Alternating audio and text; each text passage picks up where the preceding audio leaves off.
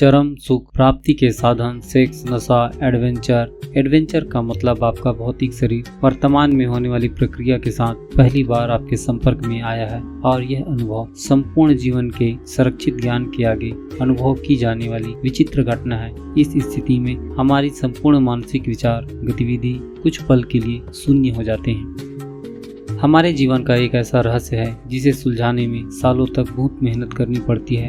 यदि आप भी यह फार्मूला समझ गए तो आपके जीवन में आने वाली समस्याओं का यू टर्न आज ही से शुरू हो जाएगा। आनंद एक स्थिति है, यह बाह्य भौतिक किसी भी चीज पर निर्भर नहीं करते। जैसे निष्काम कर्म करना, फल की चिंता नहीं करना चाहिए क्योंकि फल तो सुनिश्चित है। ऐसा हो ही नहीं सकता एक तरफ क्रिया हो और दूसरी तरफ कोई प्रतिक्रिया ना हो। हाँ, यह अवश्य हो सकता है जो कर्म फल हमें प्राप्त हो वह हमारी इच्छा के अनुरूप ना हो। मैं एक पढ़ा लिखा बेरोजगार युवक हूँ। आज पहली बार नौकरी के लिए इंटरव्यू देने गया।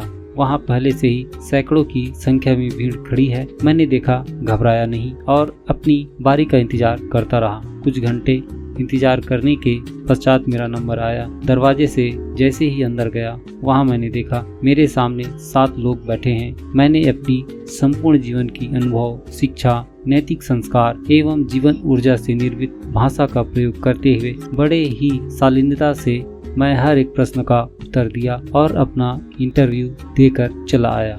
यहाँ पर मैं अपने वर्तमान स्थिति को देख पा रहा हूँ कि मैं अपना कार्य ईमानदारी पूर्वक किया है। हो सकता है सैकड़ों लोगों की भीड़ में कोई मुझसे भी अच्छा, समझदार एवं अनुभवी होगा। इसकी जानकारी मुझे नहीं है। अब इसका निर्णय मैं स्वयं तो नहीं ले सकता, इसलिए मैं अज्ञानतापूर्ण भाव से अपनी किस्मत, भाग्य के भरोसे उम्मीद लगाए बैठा हूँ। मेरी सारी शक्ति नौकरी प्राप्त करने की ओर बहने लगी।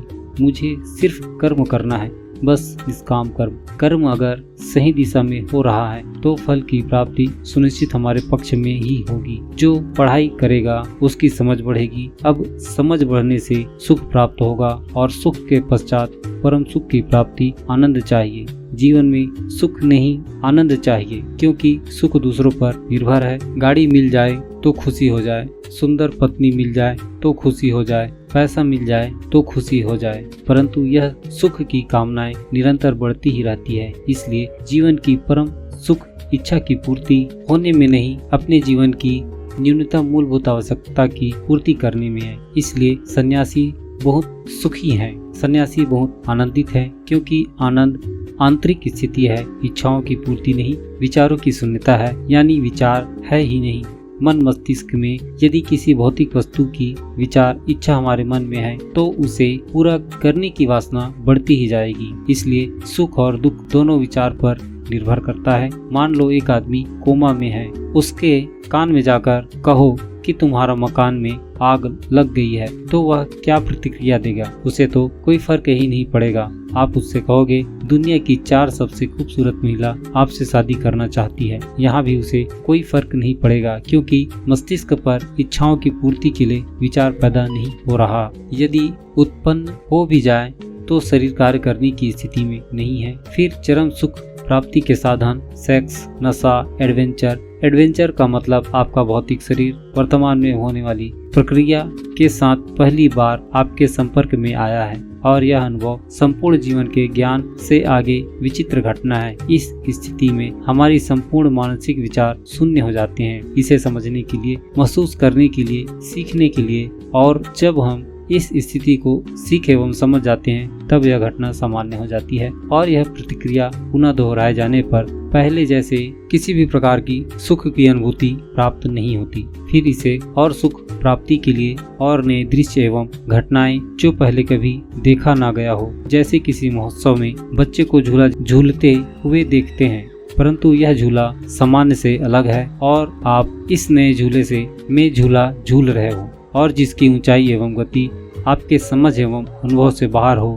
आपका मन गायब हो जाएगा, कुछ पल के लिए सोचना ही छोड़ देता है। वह अपने भौतिक शरीर की स्थिति को जांचता है, सब कुछ ठीक है, और फिर उत्सुकतावश आप चिल्लाते हैं। लंबी दूरी की ऊंचाई, स्पीड, नएपन का अनुभव। इसलिए स्पीड के बारे में लिखा है, स्पीड थ्रिल बट किल, अर्थात जीवन उत्साह के लिए नवीन प्रयोग जो मृत्यु के करीब है पर मृत्यु नहीं। यह सभी घटनाएं हमें सुख का अनुभव कराती है। आप सभी श्रोता बंधुओं से निवेदन है, इस प्रसंग को अपने संपूर्ण ज्ञान के आधार पर तर्क वितर्क के माध्यम से समझकर अनुसरण करते हैं तो अवश्य ही आपके जीवन में लाभ होगा। यदि मेरे प्यारे श्रोता बंधुओं को यह प्रसंग अच्छा लगा हो तो एक लाइक, शेयर एंड सब्सक्राइब अवश्य ही करें, और कुछ त्रुटि रह गई हो तो हमें कमेंट करके बताएं जिसमें आवश्यक सुधार किया जा सके। आज के लिए बस इतना ही।